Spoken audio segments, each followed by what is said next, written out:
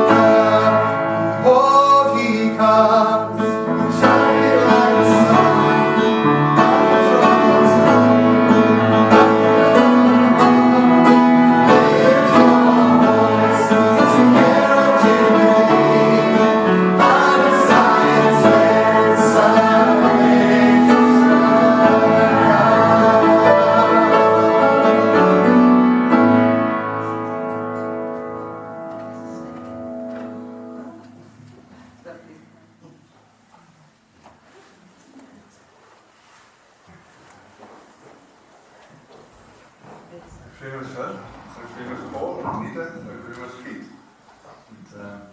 Got a little card here. I would like to thank you all so very much for my birthday wishes I have received, and it has made me so welcome. Made me so welcome. Thank you so much. God bless you, Mark. Mark Bradford. Lovely. Good to see you, Mark. How did the holiday go? Okay, yeah. Went well, is it? Home safe and sound. Home safe and sound. There we are. Psalm 46. There's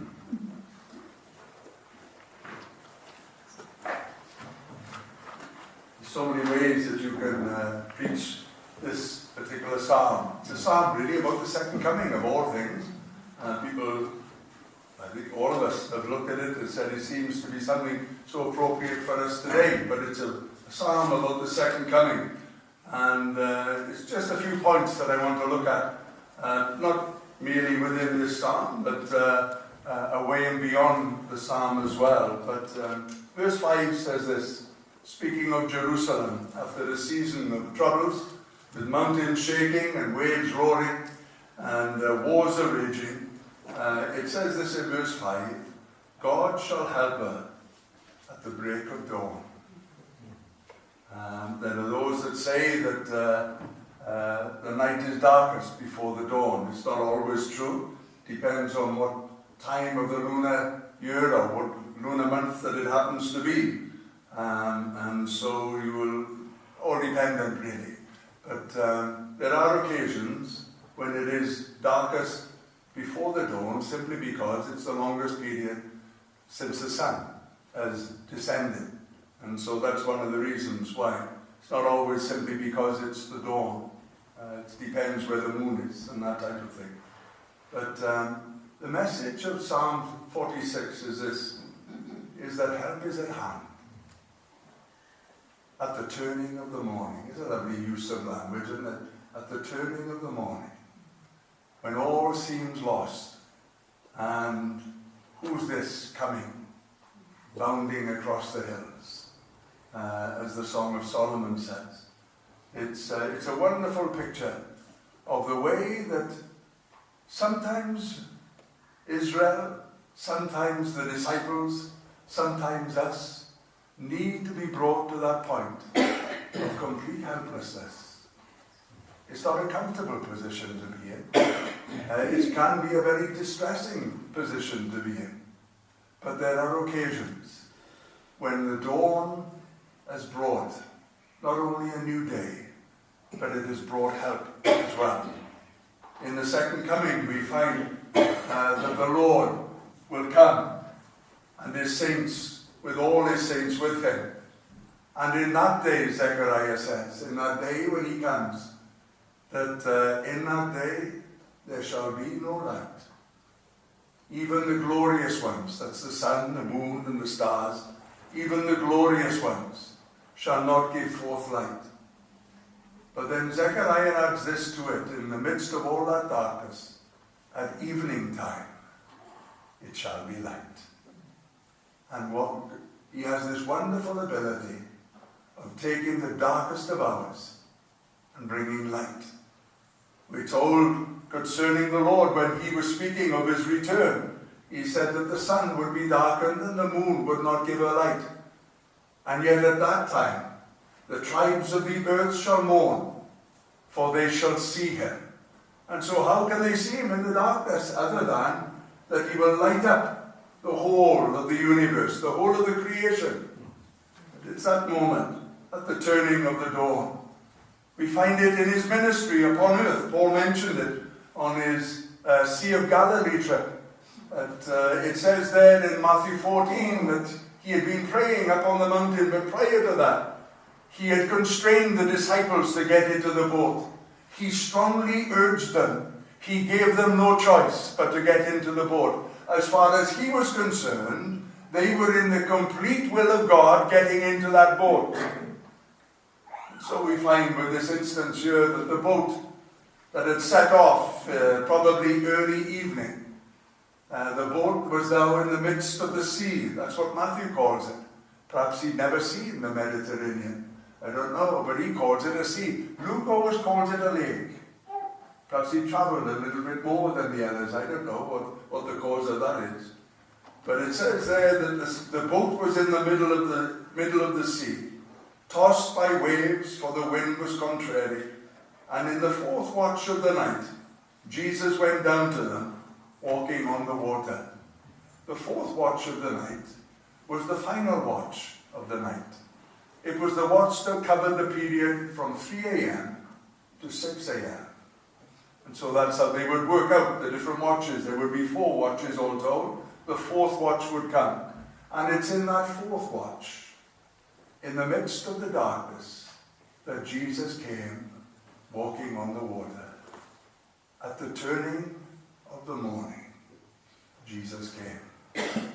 The threat would have been, you can understand, in one sense, while Saul was completely out of line for what he did when he offered that sacrifice before the Lord. He had been told to wait until Samuel came, and Samuel delayed his coming. And Saul, impatient as he was and forceful as he was, a personality that wouldn't yield to certain instructions, and we find Saul making this sacrifice without Samuel there. But it says Samuel came within the agreed time. Saul was expecting him to be at a certain time, but within the agreed time, Saul turned up. We find so very often at that point, at that very moment when you feel that you can't take any more, at the turning of the morning, he comes. And so we find with the resurrection story, we find early one morning, when it was still dark, Mary went up to the tomb. And there Jesus met her at the turning of the morning. When it was still dark, we find that the Christ had met with her. And so we go on in the resurrection story that we find here the two on the road to Emmaus. It was broad daylight now when they were walking, although it was moving on towards the end of the day because they invited him to come in because it was too late to go wandering on. But certainly from the intimation that's given in the other accounts of that particular day, we find that the two on the road to Emmaus, they were whilst walking in daylight, in complete and utter darkness. They did not recognize him. And then it says, through various means and ways, it says that Jesus opened their eyes and they recognized him at the turning of the morning. We won't all get the benefit of going to Israel. Some would want to go, some don't want to go.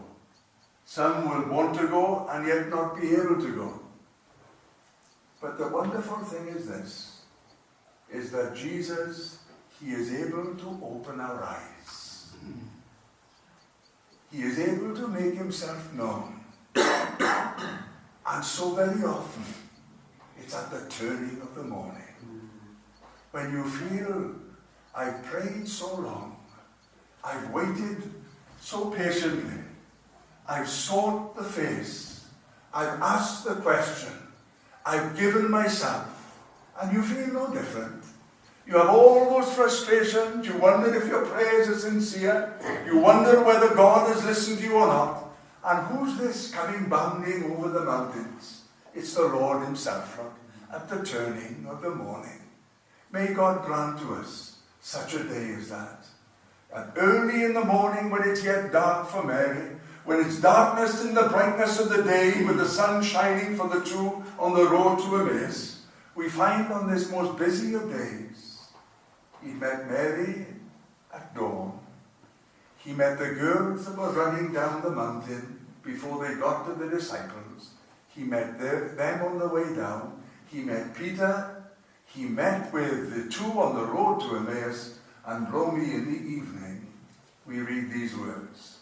That same day at evening time, being the first day of the week, when the doors were shut, where the disciples were assembled for fear of the Jews, came Jesus and stood in the midst. What a wonderful Saviour we've got, yes. You would have thought that they would have been the first to have been met with, and that they've been the closest companions.